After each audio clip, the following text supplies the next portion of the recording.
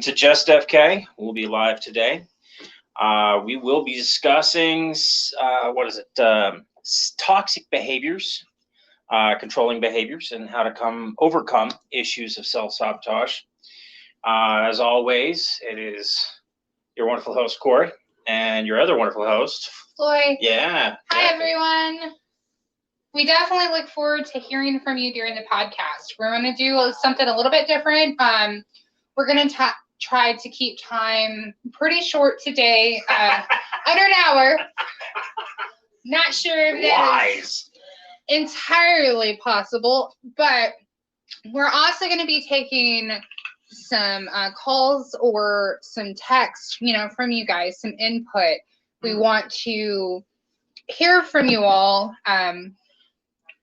We want to have you guys discussing, telling us about past stories or things you could have done different or how you've overcome self-sabotage. So we definitely want to hear that today. You don't have to give us your name. We just want to hear your story.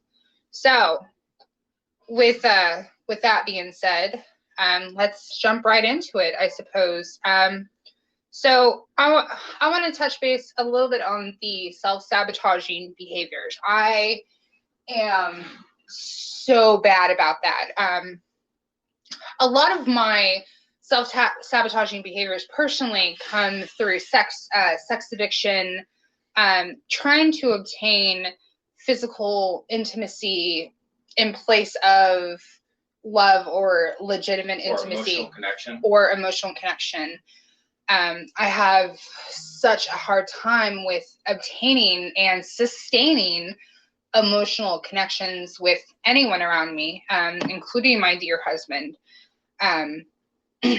because I'm always second guessing myself or looking at it in such a way, well, so-and-so, years ago did this when I approached it in this certain situation, this particular way. So I don't believe that I'm worthy enough. So I'm just going to end things or destroy things before they happen.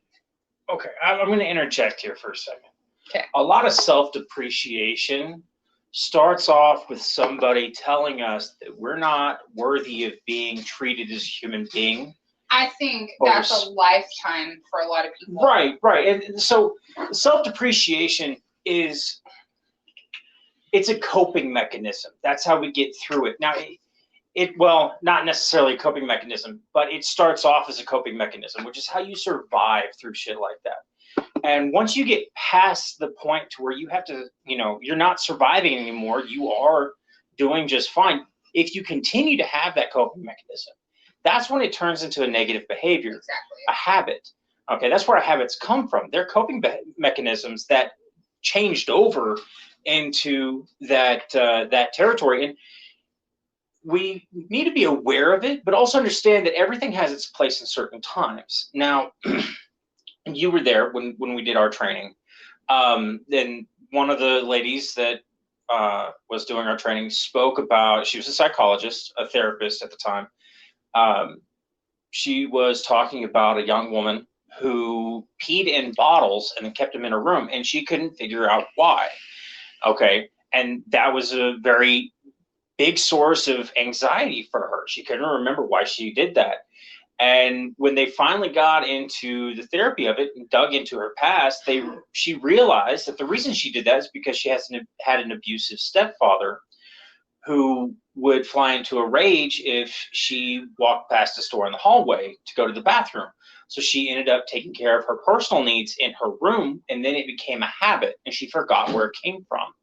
And it's the same with self-depreciating behavior. You just got to figure out where it comes from, and then it is easier to get over it when you know where the origin of the behavior is.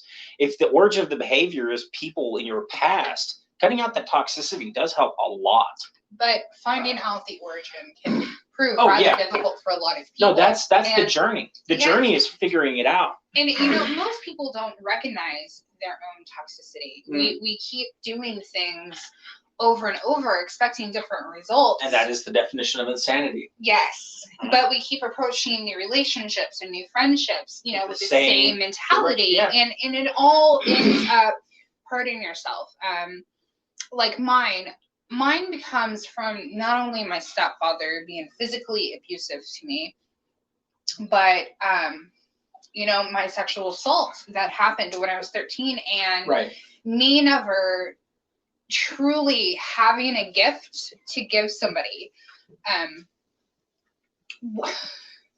Oh my god, my co-host is sneaking out real quick. You could have just opened in here. Well, you totally distracted me. I did. Well, it's just that's all right. Anyways, where was I?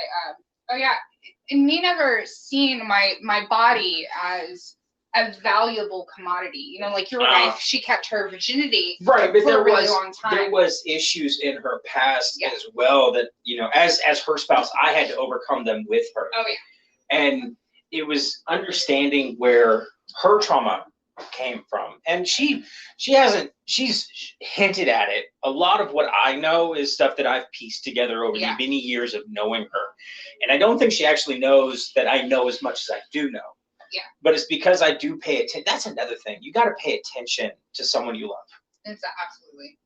Because they will end up telling you exactly what they need if you pay attention and focus enough. Exactly. And my wife's trauma is and I can't really I can't put it into words. I can try to help. Try, yes, please. My trauma is abuse, but my trauma comes, from my sexual abuse, and it's almost like if something valuable was stripped from me, stolen from me, and I was never able, when I was younger, to fully overcome that. You typically go with one or two ways with sexual abuse. You completely reserve yourself, or you turn into the world's definition of a hoe, essentially. You become very sexually promiscuous. And is that because you lose the value of your own body? You lose the value of your own body, but you're so disconnected emotionally to the physical aspect of it that obtaining any type of normalcy or emotional connection almost seems like you need to sell your body for it, and by that give it to somebody for a night or for a week. I think your wording actually meant more than everything that came after it. Selling your body, exactly, giving it worth.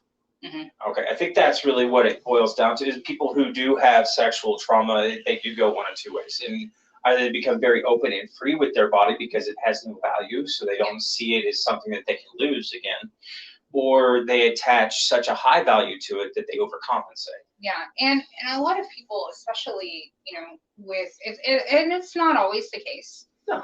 But we're talking about the majority of cases here. Yes, with the sexual, trauma aspect of things, develop almost a guard of sorts. Mm-hmm. Oh yeah, I think in any case you're going to develop some sort of protection for yourself that completely disconnects them from seeing their own reality.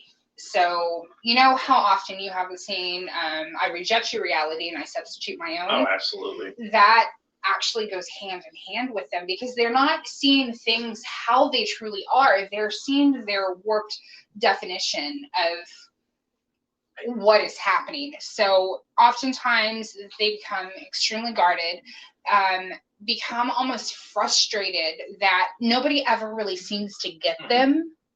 I think what you're saying is that you have two paths ahead of you after a sexual assault, and that's either, or any kind of trauma, and that's either to deny that it happened at all, yes, or justify why it happened, and so literally shift the blame onto yourself. Exactly. And both of them are negative. The denying that it happened, there's actually a case that's really personal to me at the moment. A friend of mine's wife, she, in her childhood, she had a really, huge trauma. Her father was essentially a cult leader, that I gather, from California to Arkansas, because Californians are fucking nuts, but that's for another podcast. Fuck you, California. All right. Now that we've got that out of the way, let's add Florida and New York to it. Kansas City, just for shits and giggles. But no, okay. So her guy was essentially a monster, and I'm hearing little bits and pieces about it, but her deal is denying that anything happened, and when trauma does happen, putting it behind you to deny anything. She's doing that to her husband at the moment, and he went through a really bad trauma like 10, 11 months ago. And she's denying that it even happened at all. Yeah, she just doesn't want to talk about it. See, that's how she copes with that, though. Exactly. That's how she's coped with all the trauma in her past. That is a very, very toxic way to handle shit. This is same with justifying why it happened, because you're shifting the blame onto yourself. The real way to get through actual trauma and come out of it stronger is not to justify why it happened or deny why it happened, but rather to gain strength from it. Understand that you did survive. It's not your fault. They're fucked up. They're trying to fuck you up. Yeah. And getting past that, understanding that you had no bearing in the situation at all, you were merely forced into it. Yeah, it's traumatic. Acceptance is the best thing that you could do. Accept that it happened, accept that you survived, and take that next step forward. And exactly, and that's pretty much what I did. It took me a really long time, and even it's longer. Not something that happens overnight. No. It took me a good 15 years to understand why I did the things that I did, and it took me even longer to realize that I was, destroying my personal relationships with those around me, and allowing, other people's toxicity and my own toxicity to determine how the relationship of that friendship or romantic partnership went. I would just like to point out that I feel like the majority of people on the planet right now do have some sort of trauma that they're dealing with. Oh, absolutely. Okay. And in my eyes, trauma is trauma, no matter how big, no matter how small. If you don't know how to get past trauma, then it will affect you more than people who do, exactly. Regardless of how big or how small the trauma is. Okay, now there is trauma that is a lot more severe than others. And there is just day-to-day trauma. Like, you saw somebody get into an accident and, it might have been a mild accident. Somebody else sees an accident and they see a baby get thrown out of the car and, hit a sign and die. That's some pretty serious trauma there, but there's always a bigger trauma. And taking advice from people who have been through big trauma like that. Yeah. And taking advice from people who have gotten through it. Yeah. And gotten over it. And really taking advice from people.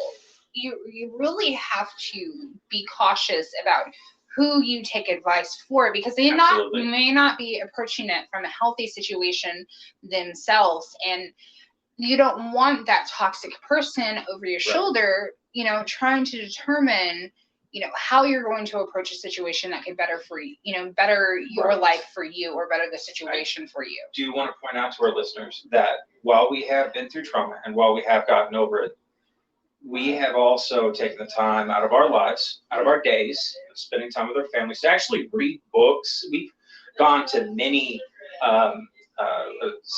classes, seminars, all kinds of shit. So we do have a background in this. We also, I can't tell you where we work. I can't tell you what we do. But I can tell you that we are a part of the mental health field. Well, just really healthcare field. And healthcare, yes. Yeah. So we do have a basis for this. By no means are we professional, or we still act professional in our jobs. And that's important. Separating personal and your job. Personal and professional need to be separate. And this is something that I am very adamant about, being professional, but also bringing in the personal life. And that has been a very interesting dynamic. I mean, originally when we started this, it was just a fuck around to see what would happen. Yeah. And now it's gotten to the point where I'm very passionate about this, surprisingly. And I think it's because I was traumatized at a young age. And I did get over it, and it did take me a long time. That's because nobody that I knew had been through a similar trauma. Nobody could guide me out of what I was doing. And I know that there are people like myself who've been through trauma, but also people who don't know how to handle it, who don't know how to get past it. And I'm really hoping that I can help them in some small way, or maybe even a large way. Maybe I can change somebody's life. But that's what I look for in this podcast. That's what I want to do. I want to at least try to help somebody get over something that's happened in their past. Yeah. Maybe even help them for something that happens in the future. Give them guidelines. Like today's podcast is about self-depreciation. Okay. I hate self-depreciation because that was me when I was younger, when I was still handling trauma. I depreciated myself because there was no way I had value as a person. That's why I let people walk over me. Now, I was lucky enough to meet people who literally, they didn't believe me, and they did build me up, and it did take other people to make me realize that what I was doing was toxic. Now, it might not have had that definition when I was younger, but it was still toxic behavior. Yeah. And they did help me get out of that, and they did help me gain my confidence. But it wasn't just so much that they gave me confidence; they taught me how to get it. Yeah. And really, I mean, the secret to gaining confidence, and this is going to piss people off, I'm sure, but the secret to getting confidence is to fake it until you make it. Fake having that confidence, that inner self-awareness that you can just walk in and act like you own the place. And if you can manage that, eventually you will, because people see that, they're like, oh, he's so confident. You may not be, but the act of acting self-confident rewires your brain. Mm-hmm. There's actual studies that have been done that just pretending to do something rewires you. Like Jared Leto. Let's not Jared Leto, the guy before him, Heath Ledger, when he played the Joker. He got really into the role, which is why he ended up committing suicide. He trained his mind to think like that, and his brain rewired itself. And that's ultimately why he committed suicide. He went to a dark place to play the role. Yeah. And when you rewire your brain in a negative way, you will consistently be negative. If you rewire your brain in a positive way, it will help you be positive in the future. And that's really what confidence stems from, is that you develop confidence by acting like you have confidence. I'm confident as shit, and I could probably dial back on it. I mean, not to say that I'm perfect or anything, but I'm pretty damn near. I'm humble as well. But like, See, I am about halfway there. Like, I appear to be confident on the outside. The way that I walk, the way that I talk to a lot of people, how friendly I am, how boisterous my voice is, and my, how I talk with my hands, that all appears to be confident. But inside, there are times where I literally just want to cover myself with a giant hoodie and disappear into the crowd, because that's what I was used to for so many years. The lack of attention. Yeah. See, and that's dangerous. When we get to like introverts, let's touch on introverts for just a second. They have become addicted to not having people around them. Okay, yes. And that's a dangerous thing. When you are away from people, it's amazing. Like the silence. Yes. Just being able to take a deep breath and not have anybody judge you, not have anybody throw their opinion at you. It's amazing. It's a very freeing feeling. And I totally understand why people are introverts. Because I'm what's called an ambivert. Okay. You enjoy both. I enjoy both. Way. Yes. I can be the center of attention, and I love it. And I sometimes feed off of it. Yeah, I do feed off of it. I do. It's one of my many, many flaws, but I also enjoy just being alone, which is another one of my many, many flaws. And you've seen that when I don't want to be left alone. No, fuck you. You can go do whatever you want. Leave me alone. I'm going to stay at home.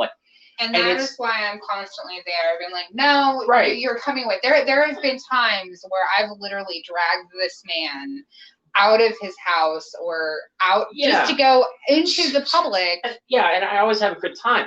But see, the point is that I do try to give myself what I need. If you need to be alone, find it. Find that alone, but don't be alone. Be alone in the act, but don't feel alone. Find yourself. And see, that's the thing that's dangerous, is that, well, if we're alone with ourselves, negative thoughts can happen, especially if that's what you're used to. because you don't have the support of people around you. If you can find a way to be positive in yourself, then you can be positive alone. I love being alone now because I don't have the negativity of other people around me.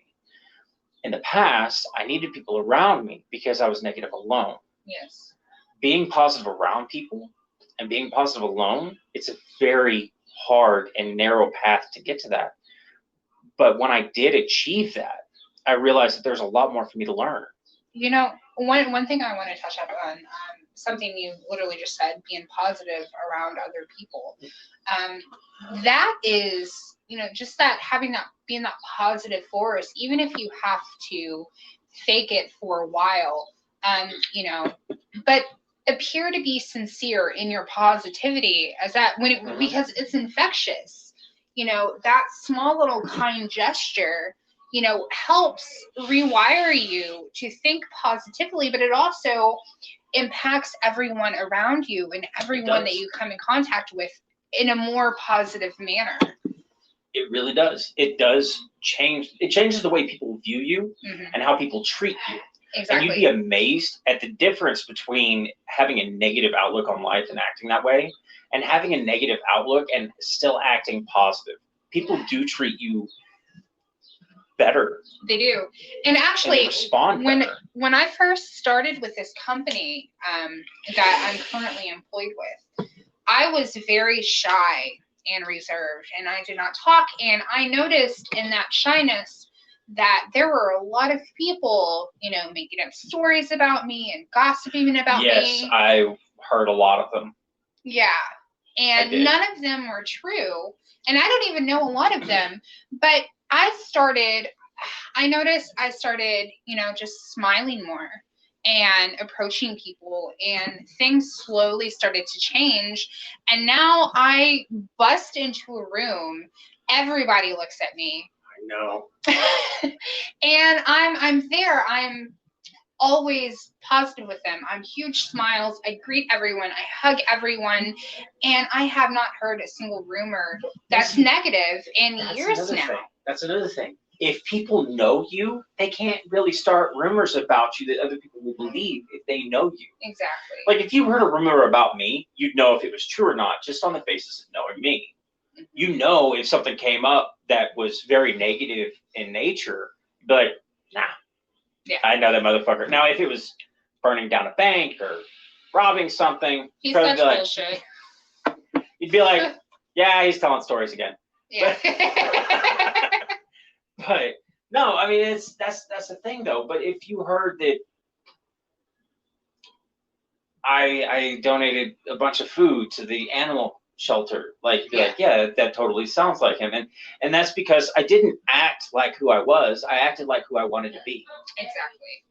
And it's that forethought. It's literally setting a goal for yourself on how to change yourself, and then striving towards that. Because if we're constantly marching towards that goal, we will better ourselves bit by bit without even realizing it. Exactly.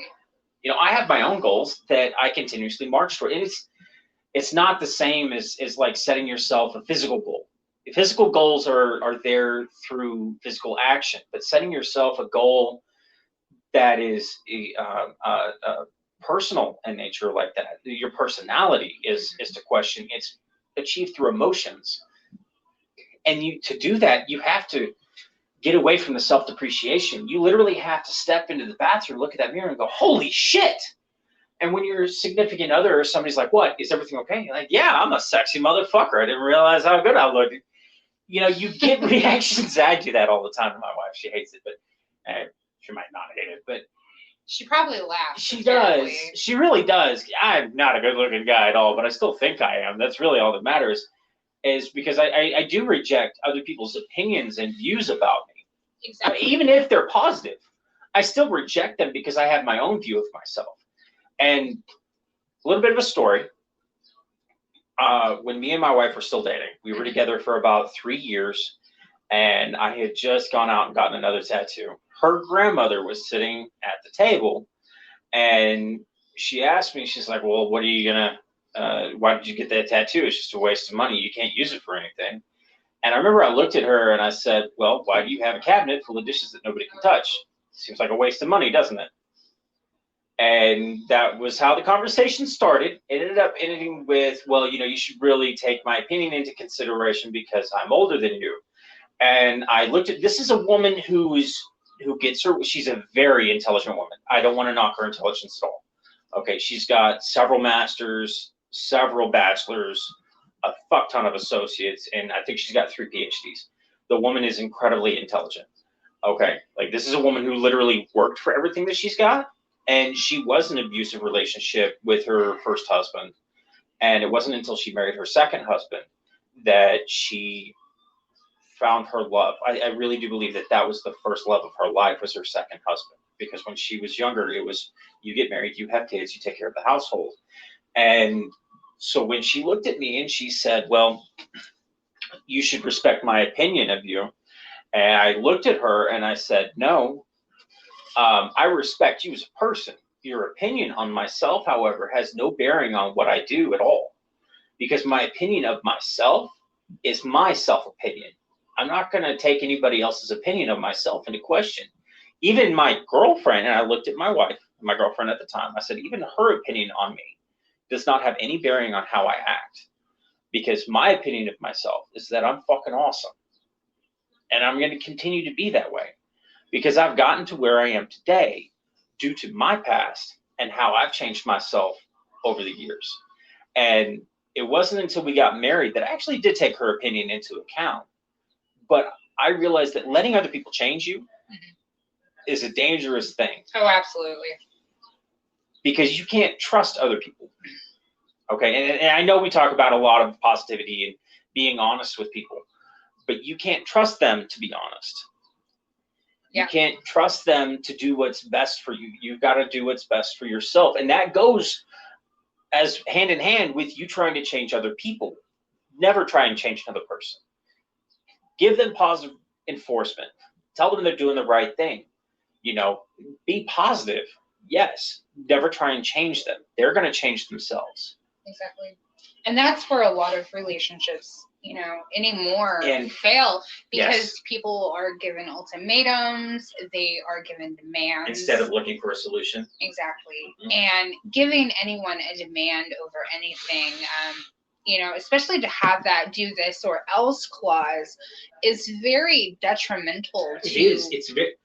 Not only the relationship, but your own personal, because it makes you second guess, Now, okay, now I can understand an ultimatum if it's like, meth or something that is dangerous to, if there's children. Even if it's drugs, there is never a need for an ultimatum, because those ultimatums are detrimental and they are based upon the fact that this is coming from an outside source and not an inside drive.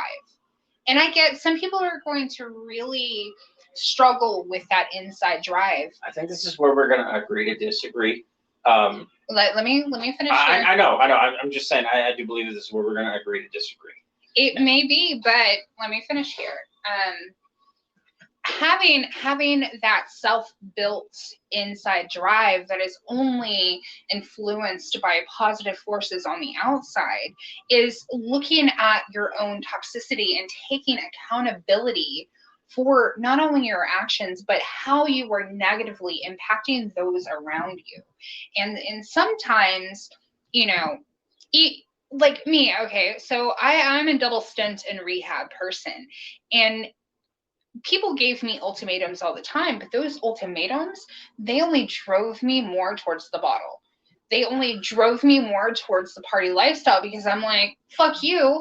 I don't need you. I don't need anything. Spirit. Yeah, exactly. I can get that. I can get that. But it took what it took for me to actually, break the cycle was taking myself out of the negative thought process of, I need to kill this pain. And that was mine. I really needed to kill my pain, but looking at it in a way, how can I make myself happy? How can I make this pain stop? Okay. I'm going to interject here just for a second. Okay. I can see where you're coming from. Mm-hmm. Okay. I really can. I can see where you're coming from.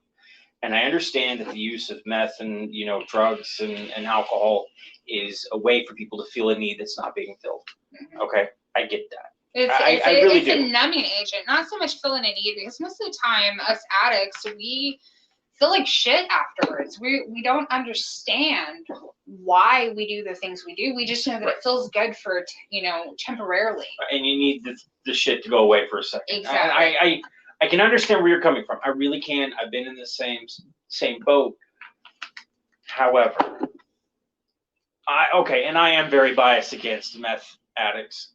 My own father was a meth addict, so I do have a very biased opinion when it comes to them. Same. I loathe drugs and alcohol with a passion. Right. See, I don't even loathe all drugs and alcohol. Like alcohol, fun. Weed, fun. Some drugs, a lot of fun. Meth, bad. Like that's simply because, like, I mean, I've seen stoners that, the worst thing that they're going to do is break into your house and eat all your food. But there's also, like, a meth addict will break into your house and shoot you just to get the change that's in your couch. And I just don't like meth heads. That's just my personal opinion. And then unfortunately, we live in an area where there's a lot of them.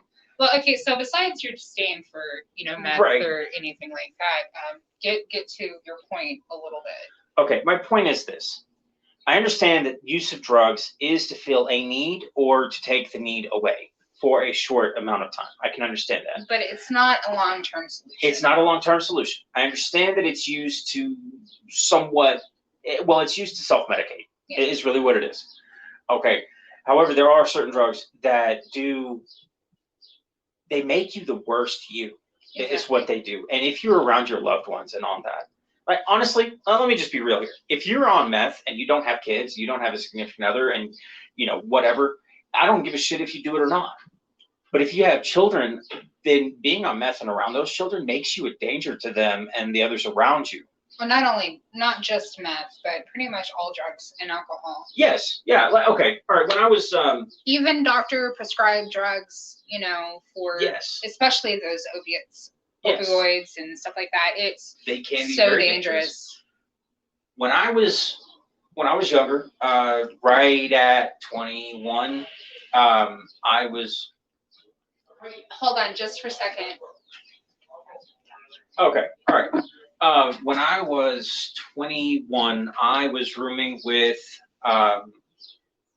my godson's father, and we had a rule in the household where we would not drink the day before or while the my godson was there, and that was the rule. We didn't do any kind of mind altering or any kind of shit like that if there was going to be a child at the house. And it was mostly due to the fact that I personally, I don't like doing anything around. I don't even like to cuss around kids. I don't like to give them bad information. My godson will ask me questions all the time, but before I answer, I always make sure to do my own research. That way I give him the honest to God truth. And it was that rule that really set in stone the act of keeping that away from children, because they don't need to see that. And oh shit, when's she coming back? I'm losing steam here. There she is. Anyway, yes. So we never drank around my godson, because I didn't feel like it was okay for him to see that. Yeah. Or be around someone who's hungover, and that's how I feel. Okay, that's honest to God how I feel. I don't think that should be around kids. I don't think you should drink wine around kids. Now it's okay to partake, but I'm talking about kids as like, children. Yeah. When they're older and then they're in their teens, people are gonna get drunk and whatnot, and let them know that it is okay to partake. It's moderation, however. You don't want to get drunk and wind up on a plane coming back from China with an orphan that you just adopted. Okay, that's extreme. Yeah. On the other hand, you also want to let them know that it is okay to go out and party, but you don't want to get so drunk that you can't remember. And that's where you start crossing that line into being an alcoholic, is starting that. Yeah. You know, always drink when you're happy. Always drink when you're around other people. See, my turn, I think really into the self-medicated and alcoholism for me was when my stepfather looked at me just dead in the face and he says, "You'll never amount to anything. You're always going to be a piece of shit like your mother." And that was... Wow, that was very motivating. Right? And that was right after, I was probably about 16 at the time, before my mom finally, you know, realized that he was beating the shit out of me almost daily.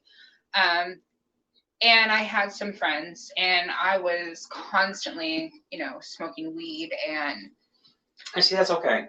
I've never met an abusive stoner. Now, I'm sure that there are out there. I've said this before, but I've never met an abusive stoner.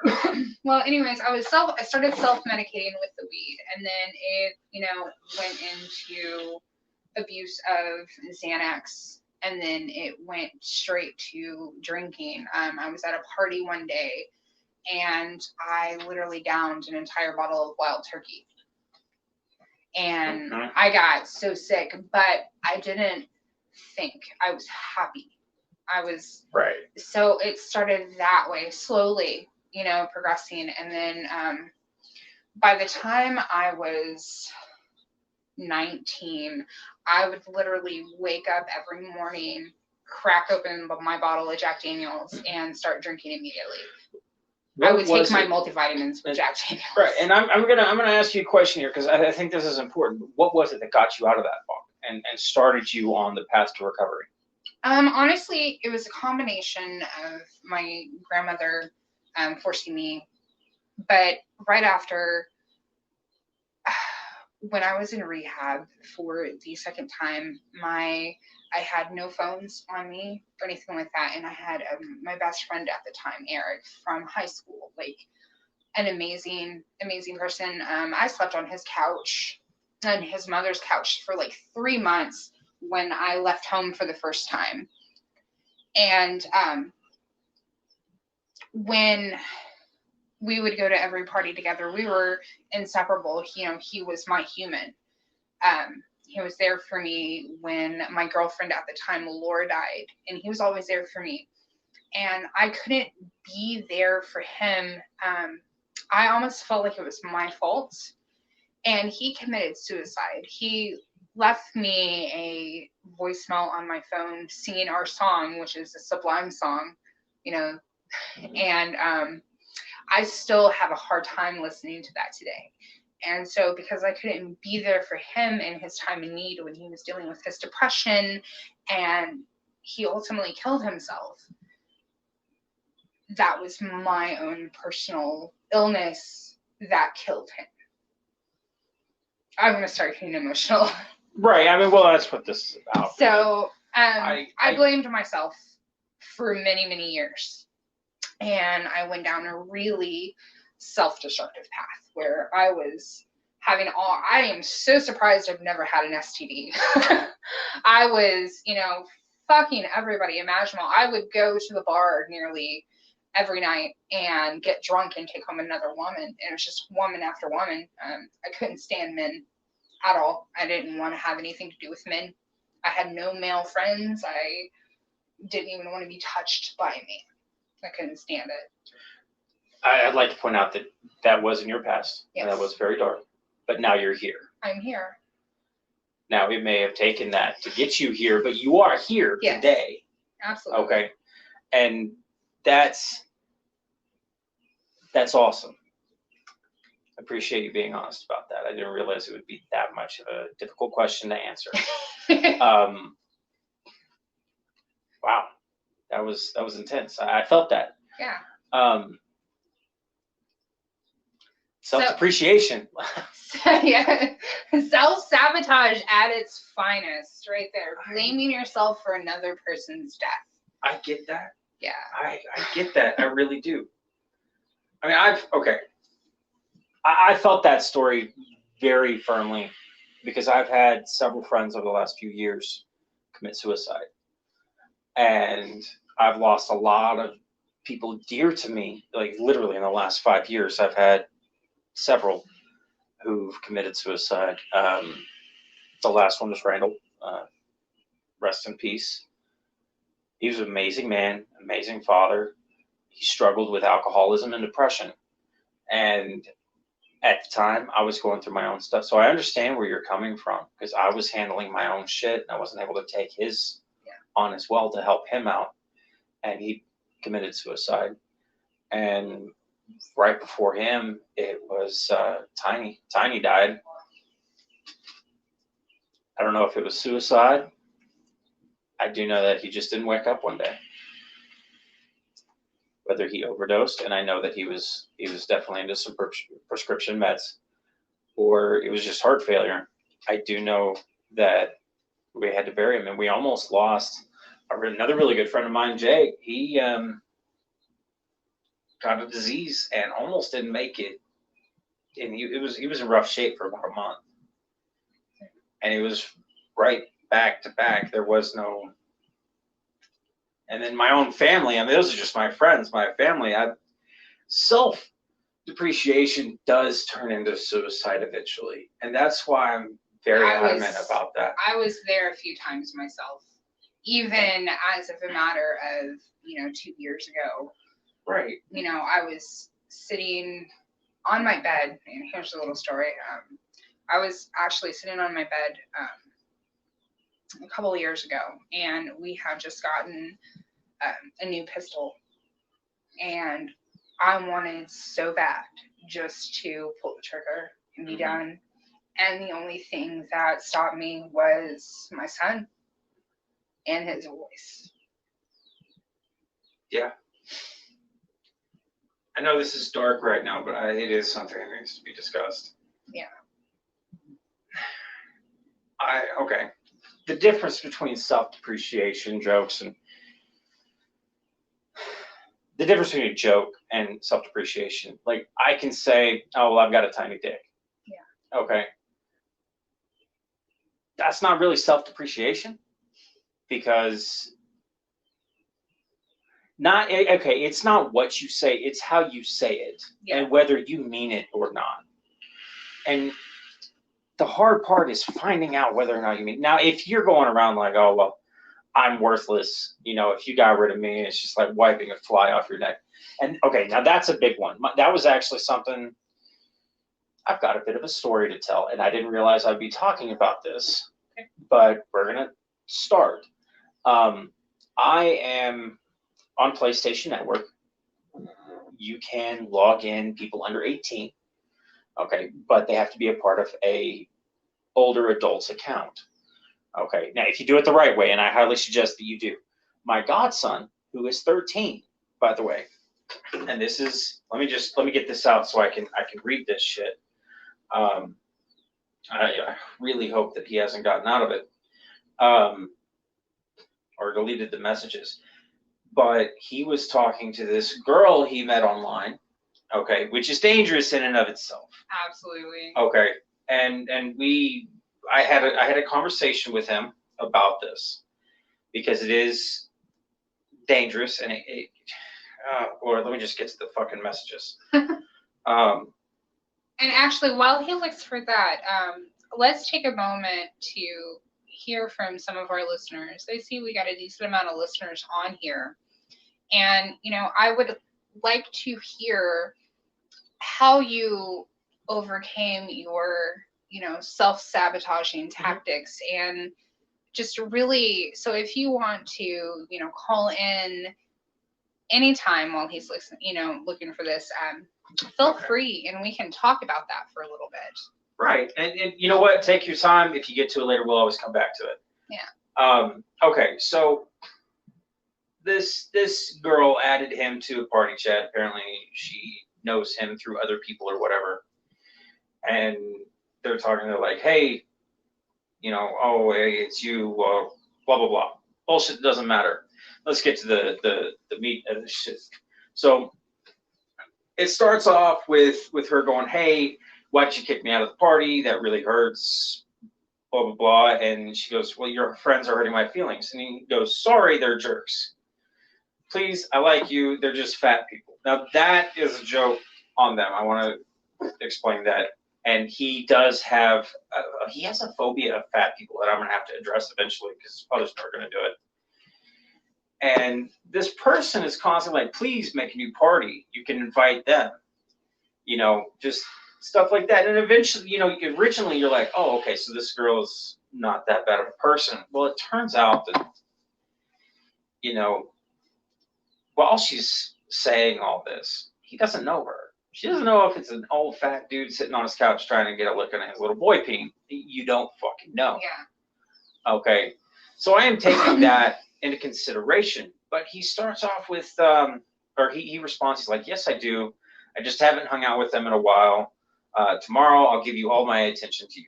Okay. And she goes, no, please, you don't understand. Now that's toxic behavior. Mm-hmm. Okay. That is manipulation through guilt. Yes. And now I have more of a jaded opinion of this person, whoever they are. And he goes, what? She goes, nothing, I'm fine. And he goes, oh, I'll start talking to you, I'm a bad friend. Now that's self-depreciation. Yes. Saying you are something, that is a diagnosis of yourself. That is dangerous. Okay. And she goes, just play with them. I don't care anymore. It's not like you will care. That is another manipulation through guilt. Okay. And he goes, okay. And then she goes, no, you're a great friend. I just want to talk to you and your friends. And he goes, no, I'm a weirdo and you barely know me. Losing me is like losing a fly in your neck. Mm-hmm. Self-depreciation. Now that's serious shit. Now I want you guys to understand, my godson is going through a lot of shit. He did lose his mother a couple of years ago. His father had a mental breakdown just a while ago. That was a big fucking thing. Yeah, that's so new. Yes. I'm still processing. He's doing better. Good. He's doing better, but I do see a lot of shit on my godson that he doesn't have to deal with. Anyway, the rest of it is just bullshit. But at that point, I did call him. I called my godson. I was like, hey, dude, we need to talk. I was like, just so you know, I can see all the messages you're sending to people. And he goes, really? I'm like, yes, I can see it all. And I'm not getting on to you for anything, but I need to talk to you. I was like, the stuff that you're saying in this, that hurts me because you are worth more than that. Yeah. You know, I've changed this fucking kid's diapers. Okay, and this is the thing. You know, I've got a weird sense of family, mm-hmm. or at least weird in the sense that it is outside the normal scope. Family for me is important. I take care of my own. My godson, that's family. He's my child. Whether I had any part in making him or not, I still raised him. He's my child. I'm going to treat him like my child. Okay, but I'm going to do it differently than his dad does. Yeah.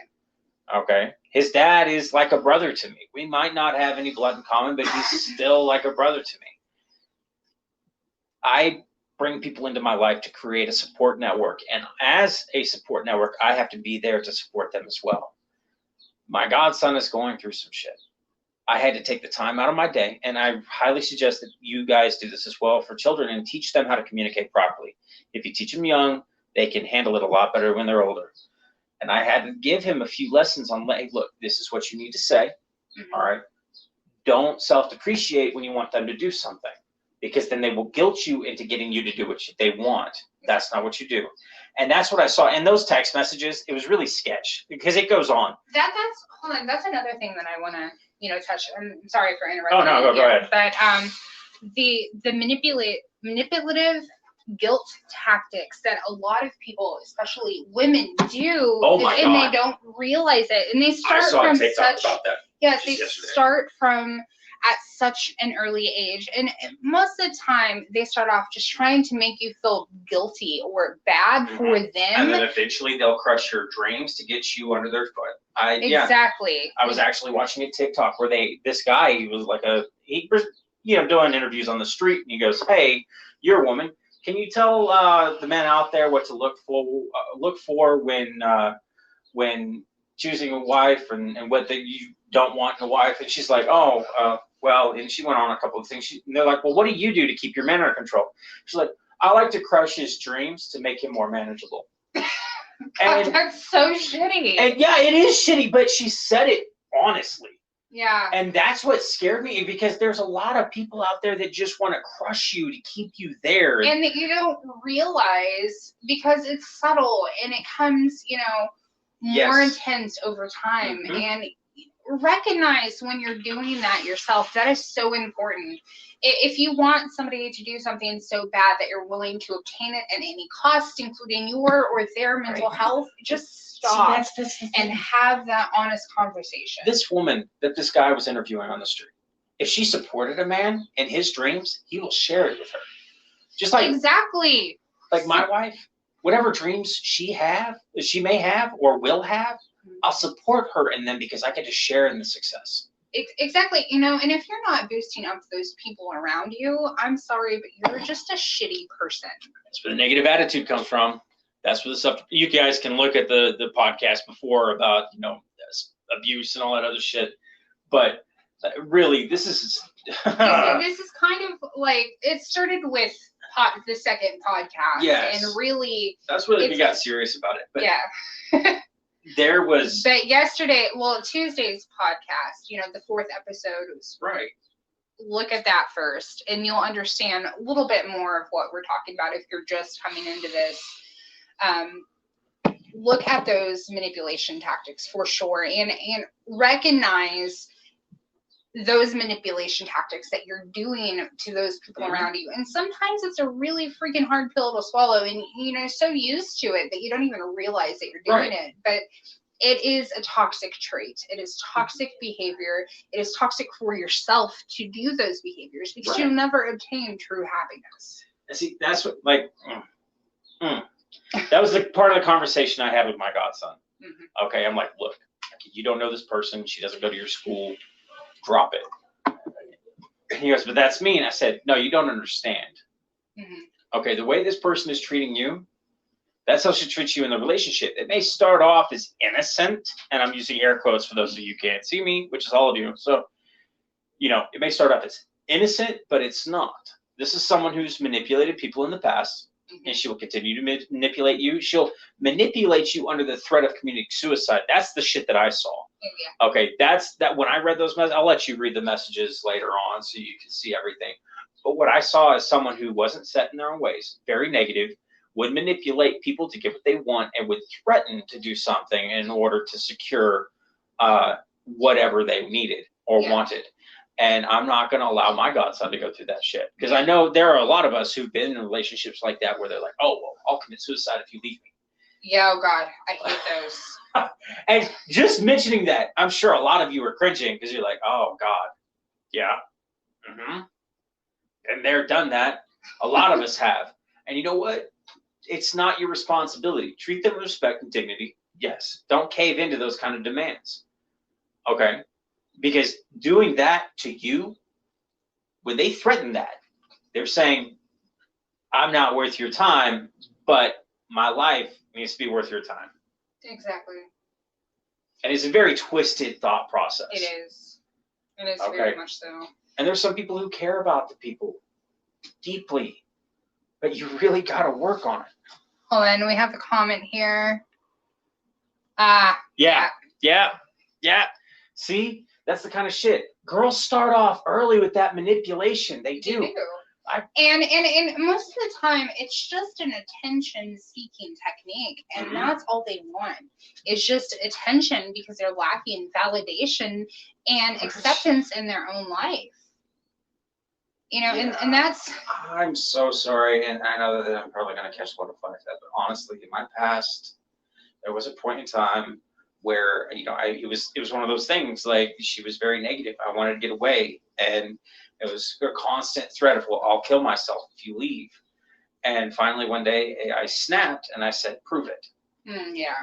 And that was a low point in my life. I'm not going to lie. I've never gotten a lot of I've never felt proud of that, but it was something that needed to happen for my own health, emotionally. And once I got out of it, I realized that she was just doing it to fuck with me. Yeah. Manipulation techniques. Yeah. And that is a very dark way to manipulate somebody. It is. If you're going to manipulate somebody, manipulate them positively. Okay, so something similar to that. Also, the self-harm movement, and it is a very big self-harm movement. The people who who take their pain and mark their skin as a way to release it, you know. And a lot of people don't realize this, but I'm sorry, that is another manipulation technique, because that is you showing the world that you believe you're hurting. So it's a way to validate yourself into making other people feel bad for you. Well, there's, okay. The same could be said about tattoos, but tattoos, no, they really can't. Well, if you look at tattoos, are more of like, they're a scar. They're an emotional scar that you put on the outside of your body. Well, no, but it's something that you do when you survive. Well, not necessarily, because tattoos are art. They're beautiful, are art. But then that's where we're going to disagree. Now, what I'm talking about is, you know, especially the teenagers, and teenagers are really bad about this. Social media has done nothing for them. No, not at all. And actually, I firmly believe that all children under the age of 25, yes, I say children under the age of 25, should pretty much stay clear of social media. It is not healthy for them in any way, shape, or form. It's dangerous to them. But anyways, getting back on topic here. Yes. You know, because what they're doing is that they're marking their skin, and they're filling that attention void, because there's people around them who care for them. They're like going to be scared for them, and they're not going to be, they're going to rush by their side. They're going to try to make everything seem better. So it's like a temporary band-aid until they stop receiving that attention, and then they started doing. What was the last comment? That's some heavy shit. Actually, that last comment's some really heavy shit. All right, let's see. Ex-wife said that a few times she would sit herself in front of the front door with a knife, saying that she would. Okay, try it if I passed her. If I pass her. She would if I tried to pass her. Yeah. Yeah, that's some heavy shit. That's, again, manipulation. Yeah. Okay, what I see in that is that it is somebody who, and that's the problem with young women learning to manipulate at such a young age. A lot of them don't grow out of it. Yeah. They continue that into their adulthood. And it's only encouraged by their peers and the people around them who give into that manipulation without ever addressing Enablers. Yes. Now, I am an enabler. I'll enable a lot of shit, okay? But when it comes to negative shit, I don't do it. Now, I'll help you get back at somebody who fucked you over. Yeah. 100%. That's actually something I'm helping a friend out with right now. Like, I don't give a damn. Yeah. Okay? But when it comes to manipulative behavior and getting to that serious side, I am very firm. Like, I'll buy coyote piss off of Amazon and help you put it on your neighbor's fucking air conditioner to ruin their house. Episode 2. Like, yeah. Like, I'll help you break into their house and stuff their curtain rods with shrimp.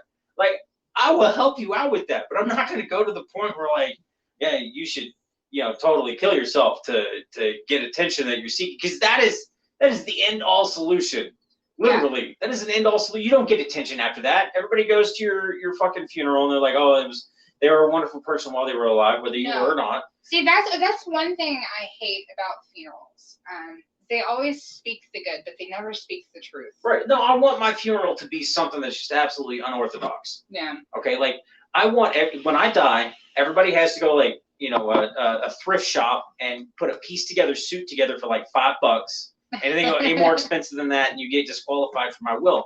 Okay. I want everybody to show up to my funeral looking like some kind of like homeless fucking march to something. All right. And sit there, and I'm gonna have fucking, you know, Start Wearing Purple by Gorgo Bordello playing. Like, I want the end of my life to represent the way I lived. Chaos. Absolutely. Like, like true chaos. You know, in one other, you know, technique that I've noticed a lot of people do outside of the self-depreciation and the sabotage and all of that is not allowing others in, or allowing yourself to feel loved. Yes. Shutting yourself off from those. It's actually a fear of loss that keeps you from that. And a fear of rejection. And one of my things is, don't ever fear rejection, because rejection is healthy. Rejection lets you know where your boundaries are. It also teaches you how to succeed. Exactly. It teaches you what not to do. Rejection is a good thing. So don't ever fear going up and talking to that person on the street, or fear holding yourself back, because that fear is going to self-sabotage in a way that's going to completely close you off from many things, being successful in, a wonderful marriage, successful in a friendship, or even a business, because you're so afraid to make that first step that you just reject yourself before you're able to be rejected. There's something I'd like to point out. Like, for all the flack that men get for rejection, hating rejection, and fearing rejection, have you ever met a woman who was rejected? Yes. Because that is some seriously fucked up shit. I've actually been rejected in my life numerous times. Yeah, and I bet you didn't handle it well the first time. Actually, I'm really used to rejection. The first time, my rejection started out very small. Okay, so that's the difference. I got used to it. Right, that's the difference then. Because I've met women who were never rejected by anybody ever, and they're like 25. And I have rejected a few women, and that did not pan out well for me. Anytime that I rejected a woman. See, I appreciate the rejection because it shows me what I've done wrong. Right. And how I've not handled the situation to my best abilities. Yes. And men get rejected all the time. Yeah. You know, I think the biggest difference is that we are not emotionally mature a lot of the time when something new happens. We're not emotionally mature, so we don't know how to approach it. Women who've never been rejected and are just now getting rejected, they don't handle it well. They go fucking psycho. Well, I mean, even some men, they go psycho. Oh, yeah. And that's I'm not saying they don't. And that's where we come with the nice guy mentality. Oh, you're gonna reject me. I'm just going to dog on you now. And you immediately switch from like, oh, you're so beautiful. Hey, let's go out on a date. You're ugly and you're fat. You fucking cunt. It's awful. And that is not handling rejection well. People need to be very humble when handling a rejection and actually appreciate that rejection that comes through, because when you appreciate that, you can take it with humility and learn from the situation. Every situation that you approach, you have to learn from. And I do agree. I have seen a lot of women that were crushed by rejection. Yeah, and that is. I'm so absolutely rejection. It does not even faze me. It's something that you are emotionally mature to. Yes. Okay, men when boys are scared to ask women out because we're afraid of rejection. And really what the basis of the whole thing. You said boys are scared to ask women out. Therefore, are you qualifying? No. Okay. Men and boys are separate. Boys are men who have not become men yet. They're emotionally not ready or stable enough to act as a man. Okay? That's the difference. The difference is that boys are emotionally inept. Men have come to terms with emotions, whether we understand them or not, and act appropriately. That's the difference between a boy and a man. It's the same thing. Like, you can be 30 years old and still act like a fucking child. Yes. You're a boy. My ex. Okay. Yeah. He's a fucking child. He's a boy. He never was a man. Yeah. Okay. A man is someone who does understand that the world is against him, but he still fights for those he loves no matter what. And that is detrimental, when society oppresses us to be emotionally unaware, and that is definitely detrimental to us. However, overcoming that makes us stronger, and that's why, honestly, I think that's why men are better friends with each other than women are, because I've met a lot of women, and not a lot of them know how to be friends. I know. But because they're always, taking steps out of that friend territory. Right. And men including, they're allowing that primal drive to dictate a relationship instead of approaching it with sincerity. Right. But see, when men are friends with each other, okay, all we need is a beer, and to start off the friendship, we can get into a fist fight. It doesn't matter. But eventually we work out our shit the best way we know how, but sometimes it's violent. Okay, and there is a lot of stigma about that. That's very negative, but that is how we understand the world and how we come to understand each other. A fist fight. I've met a lot of friends who are very dear to me, and it started with a fist fight. Yeah. And we're still best friends. And that's because we figured out where each other stood. And we understand each other. And past that, I fought with a couple of them at times. Well, shit, you can talk about my confidant all day long. We've gotten into many fist fights, but we're still good friends. And it's because I know that if something happened and I needed to get it out in some way, he would at least be there for me to get it out. Regardless if he was talking or I needed to punch something, he would be there. Yeah. Okay, because I do understand my emotions as an adult male, a man who's taken the time to process and understand emotion, and also understand the difference between men who haven't understood their emotion but deal with it the way they know how. Yeah. There's a lot of men who do need to just get into a fight and bleed off all that steam that they've got, and that's how they feel better. Yeah. And that's why men are violent. We have violent tendencies because that's our primal nature. Our primal nature is to protect and to fight. And we shift into that so easily and so readily that it comes across in our relationships as well. And I hate that. I do hate that that's a part of us. But I also understand that it's there for us to be able to protect the people we love. Yeah. You know, when you see a man of action versus a man that just talks, there's a huge difference. A man of action doesn't need to think. When something happens, he jumps into it, he fixes it. And then he thinks, he processes later, but he jumps in and he fixes. Yeah. Okay, whether that's lifting a fucking car off of somebody or whatever, we do have men of action. And we have men who just fucking talk. And those are the boys. The boys are the ones who just talk. Yeah. Okay.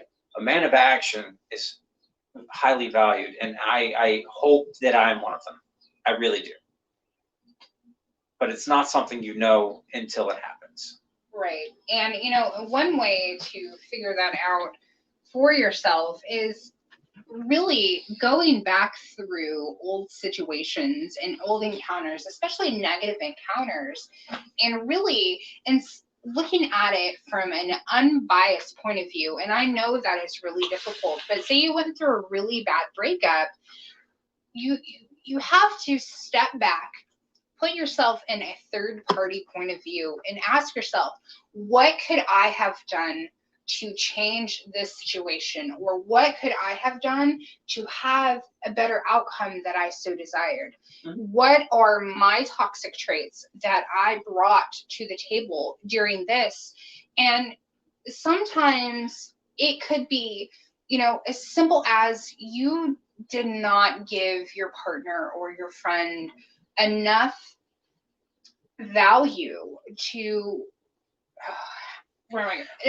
value to appreciate themselves, or enough positive encouragement to bump them up to really drive their passion to a higher point.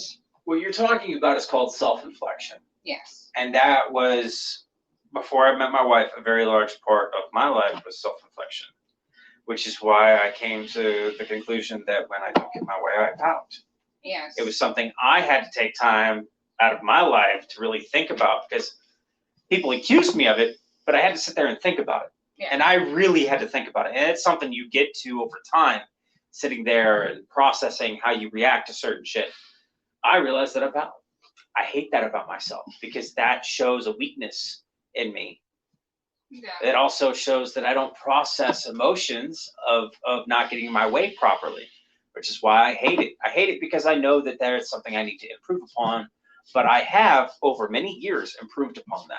That's good. That's actually what did help me out in making sure that my wife became my wife, because I didn't get what I wanted for a very long time. I got what I needed.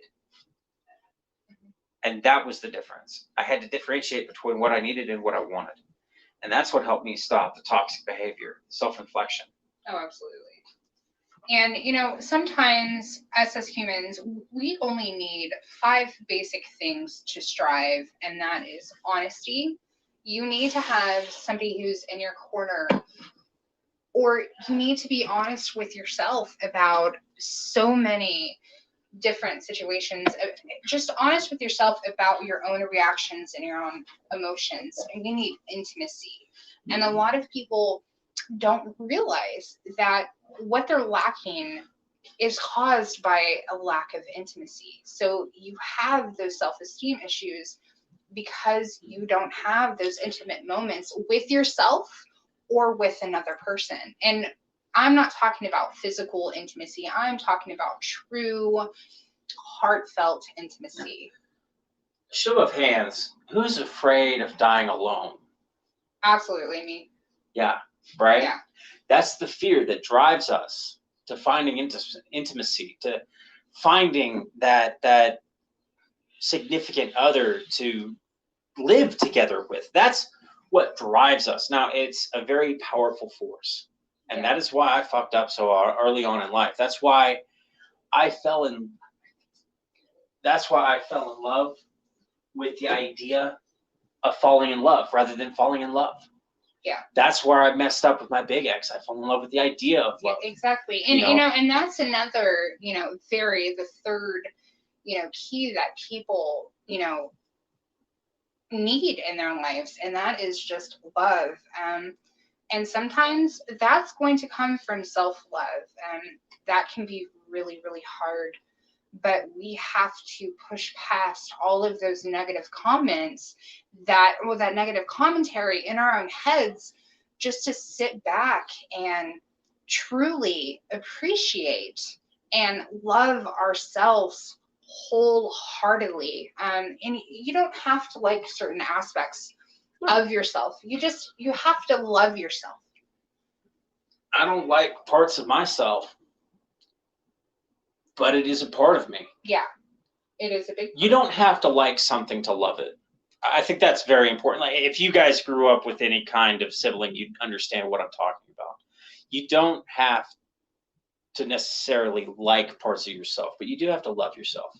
Yes. Because that is huge. And also that's very indicative of finding a partner, but the reverse is true in that aspect. You need to like your partner before you can love them. Exactly. Because if you don't like them, you'll love them, but you'll also love them and hate them. Yes. And another point outside of that, the fourth very most, and one of the most important keys is validation. Giving yourself self-validation is huge. And that is where we go wrong with a lot of our toxicity, is because we don't give ourselves enough validation. Right. Now, to achieve self-validation, you need to start off with goals, but achievable goals, small goals. Like if you set up a goal like, oh, well, I'm going to get a PhD in college, that's a big goal. That's a huge fucking goal. Okay. But to get to that point, you start off with small goals. Like, I'm going to enroll in college. I'm going to make it through my first year. I'm going to make sure to go to my classes this semester. I'm going to achieve at least a C average. Like, small goals is what gets you to the PhD. And since they are smaller, they are more intermittent and to achieve the big goal, which is why, like, a lot of people get discouraged because they set huge goals for themselves and they're like, oh, well, I never achieved my goals. No, but what small goals did you achieve? If you celebrate the small goals, you're like, you know what? I fucking got it. Instead of a C, I got a B average. Like, I'm doing fucking great. And I'm saying that because there's a lot of people who don't focus very well, who all of us have lives outside of stuff. So when we set those goals and we achieve them, we're like, oh man, you get that feel good. And then you set the next small goal and the next small goal. And before you know it, you do have a PhD, and then your next goal is something huge, but you got to make those small goals to get to there, like owning a company. Exactly. And like some examples of some of the goals I set for myself. Actually, several years ago, at the end of my previous relationship, I set a goal for myself. I'm almost 30. I have never been married, and I have never found true love. I am going to make the next relationship that I have my biggest love of my life.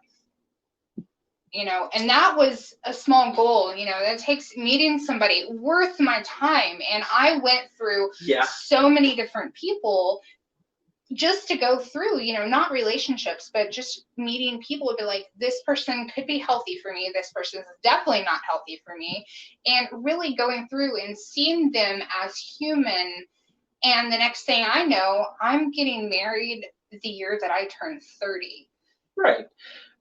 And it was such a big, it came right after my birthday actually, but it was such a big celebration for me because I knew at that moment that I had completed that goal because I had found the love of my life. But you start off with small goals. I did. It's very small goals. And, you know, and my next goal was, you know, being successful in my job. And that just took, you know, completing small step goals to become where I am so comfortable. I know my job in and out and I can do my job better than anybody else can do my job.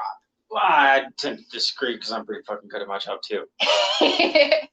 But I still excel, and I've been recognized so many times, you know, within my company of excelling and going beyond measures. Right. I'd like to point this out though. You approach your excellence in this career differently than I do. Absolutely. Okay. I approach my career, I keep out of sight, out of mind for the bosses because I don't like people getting in my way and telling me how to do the job that I literally have been doing for 8 years. Yeah. And they haven't done this for 30. Okay. Like I don't need those people coming in and telling me how to do my job. Like this is what I do. And for the last almost decade, I've done it successfully. Yeah. And that is now in the first couple of years, yes, guidance is very important. And I've gotten to the point where I excel simply by keeping people out of the way so I can do my job. Exactly. You excel by like being very blatant and going in there and stealing the boss's shit. I still thunder of a lot of people. I really do. But shit, we both do. That is beyond the point. You know, and you know, the fifth goal for true happiness and vitality is just acceptance.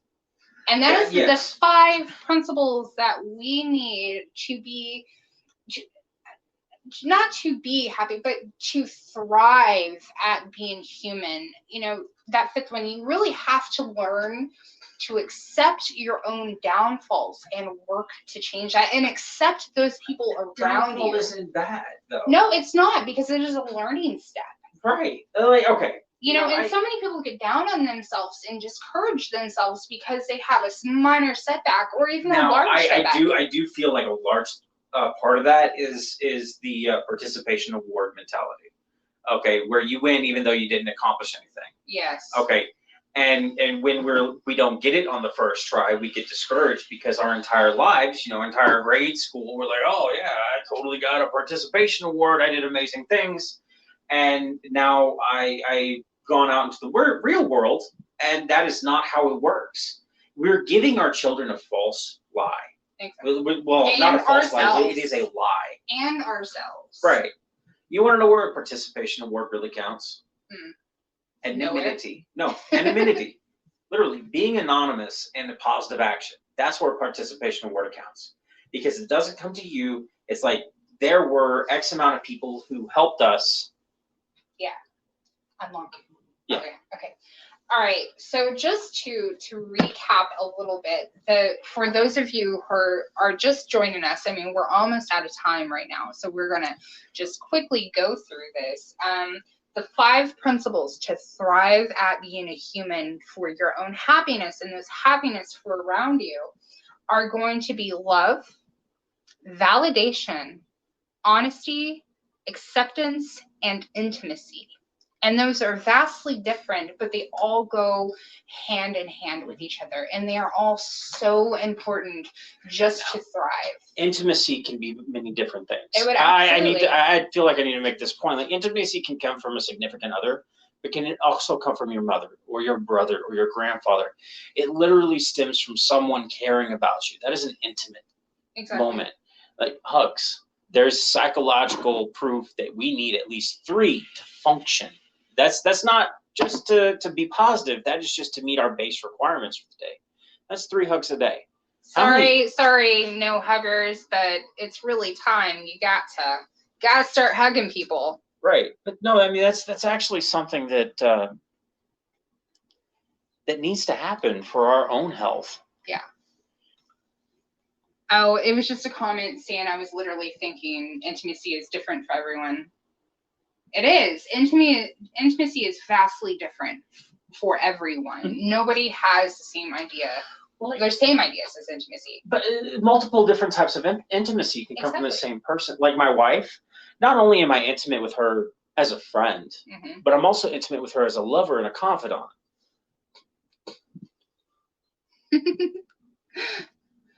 Okay. No, it's just looking at the comments. All right, continue your story. Carol Podskin with this sardine oil. All right, that is a great name. That is classic. I give it a very shout out to the person with the amazing name. Right. All right. But no, you can get different forms of intimacy from the same person if they perform different functions in your life. Like my wife cares about me when I'm sick. She gives me attention as a wife. When me and her horseplay, it's as a friend. When we're intimate in the bedroom, she's giving me intimacy as a lover. There's intimacy as a caregiver. There's so many different ways that she does give me intimacy, and I'm lucky in the fact that I have someone who is able to give that to me, because that's a tall order for anybody, and she accomplishes it with a smile on her face. And I'm very, very poignant, I think is the right word, when it comes to giving her appreciation and intimacy back as well. Because when she does that for me, I know that I don't have to look anymore. Yeah. I know that we will be that old couple in our 80s sitting there shooting kids with a BB gun on the front porch, like good old Red Ryder. But yeah, and the same with my husband, right. He fills that need for all intimacy that, I some forms I didn't even know I had or know I needed. And a little bit of truth time. Today I was sitting on the couch because I was waiting for a package to arrive. I just bought a new laptop, and I was sitting there and I was just staring at the wall, and a thought crossed my mind: what if I lost her? And fuck me if I didn't fucking cry. And I'm like, bastard, don't think like that. Get that shit out of your head, because it does. It hurts me just the thought of losing that. Yeah, it does. And and that is so important, is recognizing. That's another thing that we didn't really touch base on. Just recognizing your own negative thought process. Recognizing other people's value as well in our lives, because a lot of people don't realize what they have until they lose it. Exactly. Recognizing their worth while you have it, huge, because you know what you need to pay into the system to keep it. Exactly. And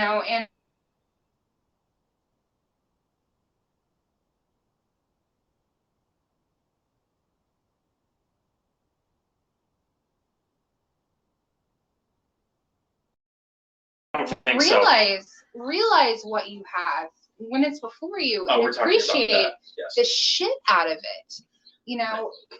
And sometimes that just takes you getting out of your own head and your own negative mindset to really appreciate that person. It gets you out of the dark corner in your own mindset. I think that's the big one. Just look at your best friend or your lover or whomever is in your life, and just say, I love this person, and list the ideas of why you love that person in your head. And be like, I love the fuck out of you.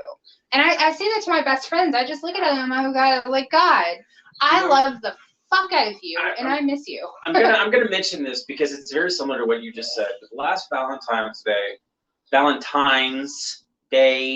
Valentine's, Corey. Last Valentine's Day, I got my wife a card, and there's a sweet little poem in it, and I was like, she's not going to read all that shit, fuck that. So I scribbled it all out, and I wrote down at the bottom, I was like, I just fucking love you, okay? And I handed that to her because I know her. She doesn't read it. Like, if it's a long message, she'll be like, oh, that's so cute, and she won't even fucking try. Yeah. But I know her. I know my wife. I know what she needs. And if I ever don't know what she needs, I'm comfortable enough with her to ask. And actually, that is something that you need to do. You do need to ask that constantly. And I do ask my wife a lot. Is there anything that I'm not doing to provide you with what you need? Yeah. Is there something I can do to change? And that's That's a good question you can ask yourself too. Like, Yes. okay, today, what do I need to make myself feel happy? Mhm. What do I need to fulfill this goal or this drive that I have? Just what do you need? What do you need today? Who do you need to give you that need? And who do you want to give you that need? And 9 times out of 10, it's going to be yourself. And we are very self-fulfilling. We can be self-fulfilling. Yeah, we are very self-fulfilling. Oh my God, I cannot speak. Fulfilling people. That's Shashi Barberdoodle Japan 4. It's the braces. Yeah. They're giving me a list. You know, and just look inside yourselves and figure out and learn to express those needs, desires, and wants. Slowly. You don't want to dive too deep into the dark end because it's hard to get back out. If you're going to self-inflict, start by doing something simple, like, why do I enjoy going on long drives? Ask yourself a question. Think about it, and then answer yourself, and start with the next one. Stay in a positive mindset when you do it, because that helps you rewire your mind. And it doesn't happen quickly. I'm going to reiterate this again. No. Okay, this is something that it took me literally a decade. I started when I was a little bit older than 22. Okay, I'm just now approaching 30, almost an entire decade of self-inflection, and I do this about an hour each day. Okay, that's something I've done for years, and that is my discipline. I'm not physically disciplined, but mentally very. When it comes to finding out what you need as a person, self-inflection is key. And you need to ask yourself the hard questions you don't like. Mm-hmm. And when you get to that point, and it take a few years, but get to that point where you ask yourself the hard questions, like, what do I hate about myself? Exactly. And how can I change that about myself? Right. Like for me, my body, I think I'm fucking sexy as it is. Okay. I love my body. I really do. I love my body. Whether I'm overweight or I'm buff, it doesn't matter to me. I love my body because I am me. Mm-hmm. I love my mentality because it is mine. There are things and aspects about myself that I don't like, that I don't appreciate, but I understand it's part of my personality. And in changing that, I subtract from my personality. What can I add to my personality to subjugate the loss? Yeah. Okay. And there is a lot of very deep conversation you're going to have with yourself, and you might look a little crazy when you do it because you are going to be talking to yourself. What you need to look out for, though, is if you answer back. Yeah. That's the dangerous one. Okay. Well, sometimes answering back is not. Right, but if you answer a question and then answer yourself, or if you ask a question and then answer yourself, that is a sign of insanity. But sometimes it can be helpful too. Oh, well, actually, okay, I made a joke. It was a joke, but in absolute truth, people who talk to themselves have a higher IQ, and it is because they are processing thought. That's where it comes from. Now, if another voice responds and it's not somewhere, it's real. We're getting into the schizophrenia, Yeah, and that's a whole other that's podcast. A whole different podcast. Find professional help, or if you already have it, mention it. But no, asking yourself the big questions, getting to the reason, and it's about finding the cause, not the disease. It's about finding the disease, the cause, not the effect. Yes, not the symptoms. Right. If you have the symptoms of something, ask yourself, why do I have this? Exactly. Why is this something I do? Go back, figure it out. And this is basically what therapy is, by the way, because the therapist doesn't do shit for you. They just walk you through the process and have you do the work, and you pay for this. Okay, that's a little bit of tidbit from the years of therapy. Okay, you're the one that does the work. You just have somebody there to guide you. That's basically it, because they can't help you. They can't change you. Yeah. They just help you change yourself. Exactly. Because that's what's important, because another person cannot change you. You and only you have the ability to change your outcome in any situation. And absolutely, self-reflection is one way to master a change for the better. Mm-hmm. That also comes in like meditation. Meditation is very great. Yeah, inflection is very close to meditation, and honestly, I think it's pretty much the same thing. But rather than pushing everything out or pushing everything in, you just figure out who you are. Mm-hmm. And sometimes we really just need to sit down, close our eyes and breathe out that negative. Oh yeah. Negative aspect of our energy. Like, especially with what's going on right now. Okay, there's a lot of fear out there. The COVID-19. We almost had World War III. Australia was on fire. Like, Trump. there's so much shit going on right now. So much that there's a lot of negativity out there, and that will affect you as a person if you let it. It does. It's about putting a wall between you and the negative shit. That's what you need, and you accomplish that by self-reflection and knowing what's negative and what's not. Exactly. Putting up that fucking wall, and don't let anything get past that wall that you don't want. Exactly. You know, think of yourself, in the bracts, essentially. I know that's going to be a military reference in every single podcast we have, because we have very deep military roots in us. But, really get down, be your own personal friend, be there, fight next to you. And I'm sorry, I don't mean to laugh at that, but it's true. Like, I'm awesome. I would love to be my own friend. Yeah, but and that's all we really need. We need to learn to love ourselves in such a way that we can be our own friends. So with that, guys, I really hope you enjoyed today's podcast. And we are 10 minutes shy, actually 15 minutes shy of yesterday's podcast. So that's the start for us. So remember. Yeah, we managed to keep it under 2 hours. I know. So remember, guys. We're probably never going to be able to make it what we would. Solid hour? Fuck that. We'll go past it probably every time. I know. All right. So remember, guys, we love you. And please like, subscribe, and share to this podcast. And just discuss it and comment below and let's talk. And if anybody ever needs anything. You say and one more time. I'm stealing your batteries. And. Anyways, like, subscribe, and share. And oh Lord, come on. Give us a reading. Send us a message. Yes, we will answer, actually, because as of right now, there's not a lot of you, but I'm hopeful for the future. We are. We're very hopeful. And we've got a decent. Most of the day. No, we're really not. We've got a decent following right now for our second week, and we love you. And this is just FK signing out.